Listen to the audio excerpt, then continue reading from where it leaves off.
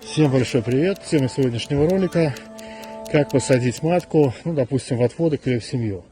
Вернее, как я это делаю. Я делаю это достаточно просто. И первое, самое главное, это найти и изъять старую матку. Это отводок, который у меня был на 2 рамочки, когда я подсаживал соседний улей. На выходе в маточнике я сделал этот отводочек, но вот он разросся.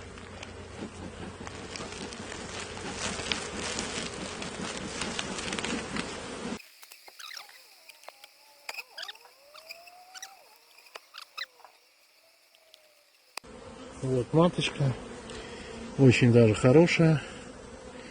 Вот, если вы видите, такая мощная, тяжелая.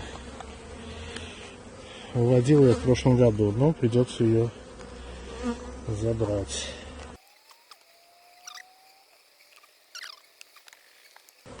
Дальше беру клеточку. Вот маточка с зеленой меткой.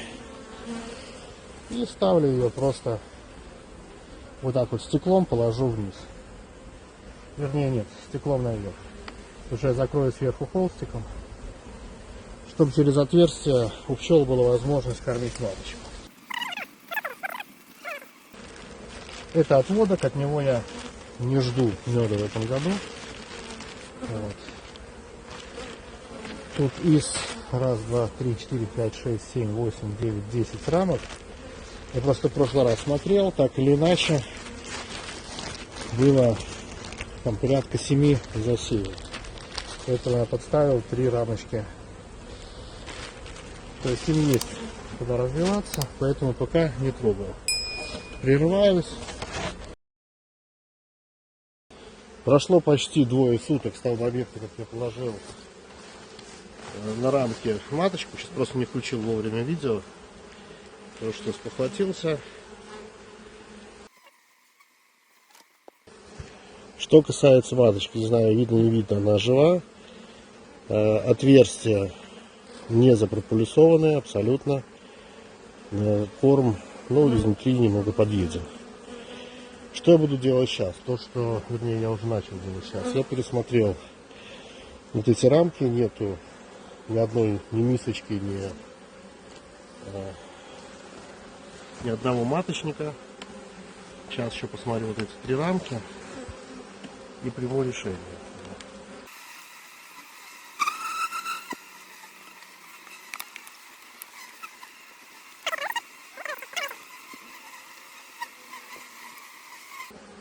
Ну, еще раз хочу обратить внимание, в данном случае на отстройку вощины. Это вощина, которая 24 год, которую я катал валиком. Она вся в засеве.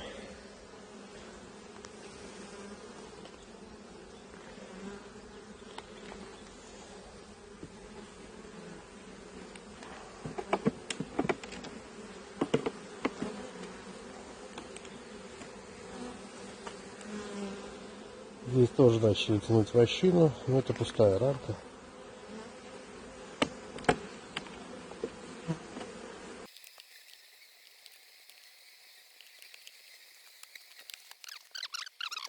Ввиду того, что клеточку, ну, не агрессируют пчелы на клеточку, они ее облепили, но не закрыли там прополисом, воском. Поэтому я решил, что вот спустя 2 суток я уберу оба хода.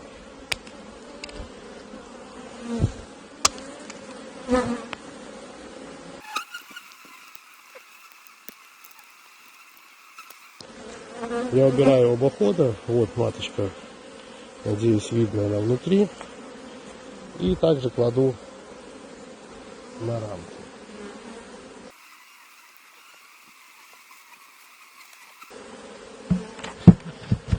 Все, закрываю. Здесь смогу появиться дня через 4. Через 4 дня осмотрим, проверим, примут ли маточку. Ну вот, прошло 5 дней. Опять я забыл, конечно, нажать на камеру. Но тем не менее, прошло 5 дней. Достал я уже одну рамочку, посмотрел. Ну вот, есть такая рамочка.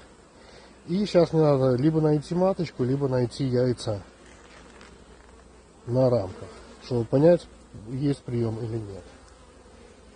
Здесь, конечно, много есть открытого расплода, но он уже в последней стадии, поэтому это от предыдущей маточки.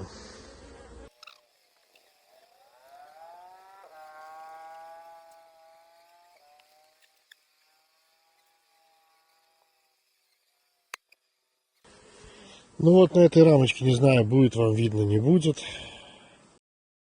Уже вечер и солнце не в ту сторону, но не видно.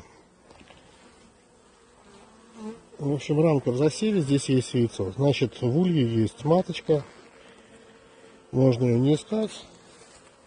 Тем более вечер, чтобы не беспокоить пчел. Ну, сейчас, раз уже открыл, очень бегло посмотрю. Но найду, нет. А, вот. Вот и маточка. Надеюсь, видно с зеленой меточкой. Подросла, ее раскормили.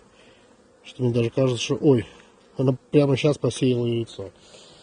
Ну ладно, все. Закрываю ее.